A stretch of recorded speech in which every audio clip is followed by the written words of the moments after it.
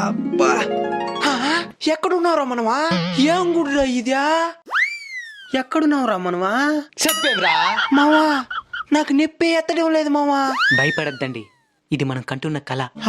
ఇది ఏ దేవుడు గుడి తెల్లేదా? మనమే అన్వేషించి తెలుసుకుందాం. మావా శిలాశాసనం మావా. దీని చదివితే గుడి వివరాలు తెలుస్తున్నావు, చదువా. భారతదేశంలోనే మొట్టమొదటి శివాలయం. ప్రతి 60 సంవత్సరాలకు ఒకసారి నదీ జలాలు నేరుగా గర్భగుడిలోకి వచ్చి శివలింగాన్ని అభిషేకించే అద్భుత ఘట్టం జరిగే శివాలయం. సంవత్సరంలో ఒకసారి సూర్యకిరణాలు నేరుగా గర్భగుడిలో ఉన్న శివాలయం మీద పడేలా ఏర్పాటు చేయబడిన శివాలయం. ఆర్కియాలజీ డిపార్ట్మెంట్ ని ఆశ్చర్యపోయేలా చేసిన శివాలయం. త్రిమూర్తులు ముగ్గురు ఒకే శివలింగం మీద కొలువై ఉన్న శివాలయం. ఈ ఆలయంలోని శివలింగాన్ని ఏ పదార్థంతో తయారు చేశారో ఇంతవరకు ఎవరూ కనిపెట్టలేదు. భూమి మీద ఉండే ఏ పదార్థంతోనూ ఇక్కడుండే శివలింగం సరిపోలడం లేదు.